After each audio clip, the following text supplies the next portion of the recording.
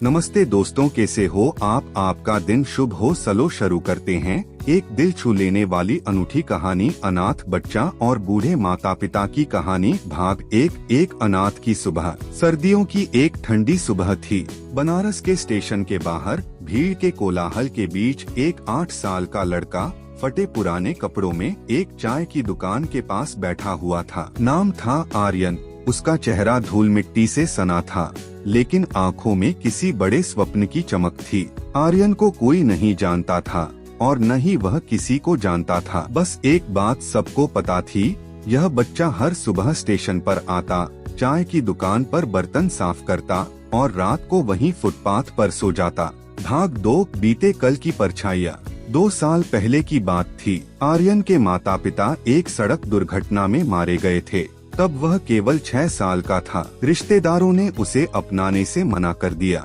दिन वह अनाथालय में पहुंचा, लेकिन वहां के हालात इतने बुरे थे कि वो वहां से भाग निकला। तब से वह बनारस स्टेशन पर जी रहा था, भूख, ठंड और तानों की मार झेलता हुआ। भाग 3 एक नया मोड़।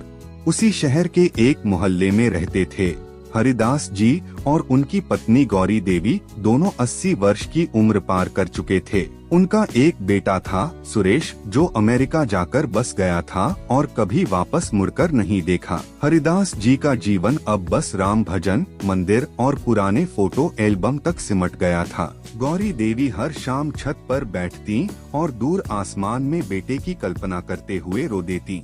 एक दिन हरिदास जी स्टेशन पर चाय पीने गए। वहाँ उन्होंने देखा आर्यन एक बर्तन धो रहा था और सर्दी से कांप रहा था। बेटा, तुम्हारा नाम क्या है? हरिदास जी ने प्यार से पूछा। आर्यन, लड़के ने सहमे हुए स्वर में उत्तर दिया। उस दिन कुछ था जो हरिदास जी को भीतर से हिला गया। उन्होंने अपने घर लौटते ही गौरी देवी से कहा, एक बच्चा देखा, जैसे भगवान ने भेजा हो। भाग 4 अपनापन। अगले दिन वे दोनों स्टेशन गए और आर्यन को ढूंढ निकाला। जब उन्होंने उसे अपने साथ घर चलने को कहा तो आर्यन घबरा गया। उसने कहा, मैं काम करूंगा, पैसे नहीं चाहिए, बस मुझे मत मारना। गौरी देवी की आंखों से आंसू छलक पड़े। बेटा, हम तुम्हें मारने नहीं, अपनाने आए हैं। आर्यन का दिल पिघल गया। वह उनके साथ चल पड़ा। पहली बार उसने गर्म खाना खाया, साफ बिस्तर पर सोया। पहली बार किसी ने उसके सिर पर हाथ फेरा। भाग 5 रिश्तों का पुनर्जन्म। धीरे धीरे आर्यन उनके घर में रम गया। हरिदास जी उसे स्कूल ले गए, पढ़ाई का महत्व समझाया। गौरी देवी हर दिन उसके लिए लड्डू बनाती, जैसे वह उनका अपना पोता हो। गांव वाले आश्चर्यचकित थे। बूढ़े लोग एक अनजान लड़के को घर ले आए, लेकिन हरिदास जी ने कहा, जब अपना बेटा पराया बन गया, तब भगवान ने पराये को अपना बना दिया। भाग 6 संघर्ष और शिक्षा। आर्यन पढ़ने में तेज था। वह हर साल कक्षा में प्रथम आता। उसे डॉक्टर बनने का सपना था, क्योंकि वह नहीं चाहता था कि कोई बच्चा अपने माता पिता को इलाज के अभाव में खो दे। हरिदास जी ने अपनी बचत उसकी पढ़ाई में लगा दी।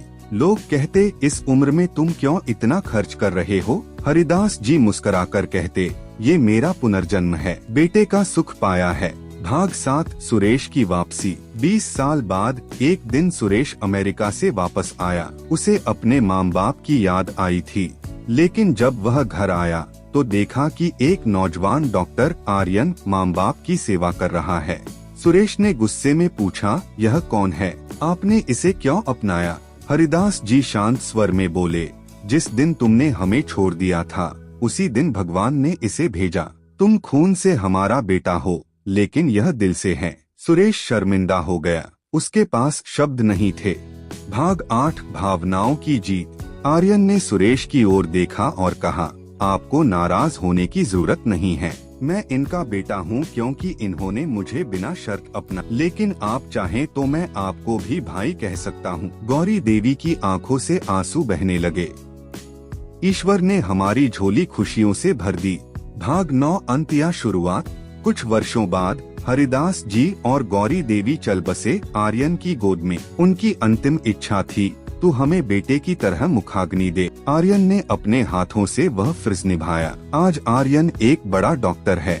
उसने एक अनाथालय खोला है, गौरीहरि आश्रय, जहां हर अनाथ बच्चे को वही ममता मिलती है जो उसे मिली थी। कहानी से सीख, खून के रिश्तों से बढ़कर होते हैं दिल के रिश्ते, और अपनापन अनाथ को परिवार दे सकता है। उम्र का कोई बंधन नहीं होता जब दिल में ममता और करुणा हो।